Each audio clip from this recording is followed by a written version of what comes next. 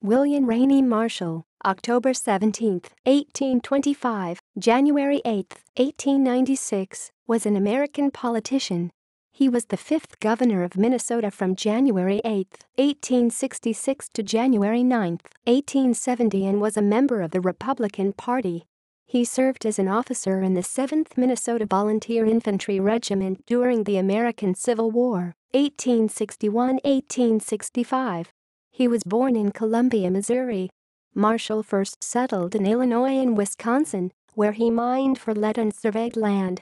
He was elected to serve in the Wisconsin State Assembly in the first Wisconsin Legislature in 1848 as a Democrat, but his seat was successfully contested by Joseph Bowron because his home in St. Croix Falls was on the West Minnesota Territory side of the new state line. In 1849 he crossed the St. Croix River to settle in St. Paul, soon home of his fledgling hardware business. He served a term in the first Minnesota Territorial Legislature, and his reputation grew when he served as chairman of the convention that founded the state's Republican Party. The one-time banker, dairy farmer, stock raiser, and newspaper publisher volunteered to fight in both the Civil War and the Dakota War of 1862. He enlisted as a private in the 8th Minnesota and was quickly appointed lieutenant colonel of the 7th Minnesota on August 28, 1862. He fought in many of the battles of the Dakota War, being promoted to colonel of his regiment on November 6, 1863.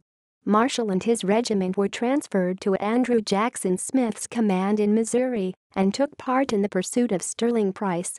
Smith's command was attached to George H. Thomas's army outside Nashville.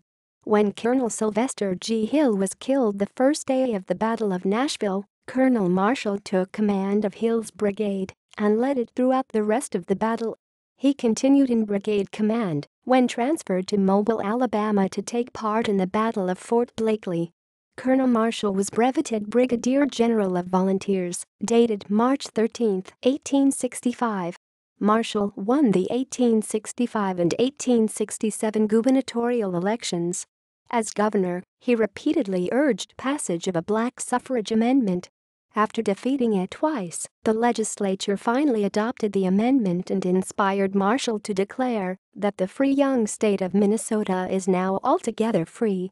During William Marshall's administration, his adoptive state experienced a post-Civil War surge of growth and development. Its population doubled to 350,000, its railroad mileage quadrupled, and its commercial endeavors flourished.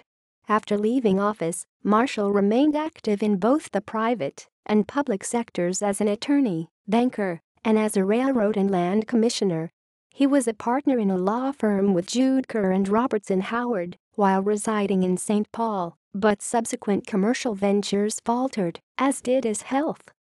He moved to California in 1894 and died there 2 years later. Marshall County, Minnesota and the city of Marshall, Minnesota were named after him.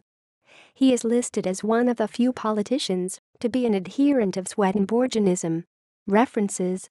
External links.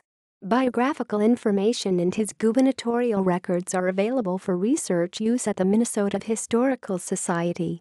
Minnesota legislators past and present.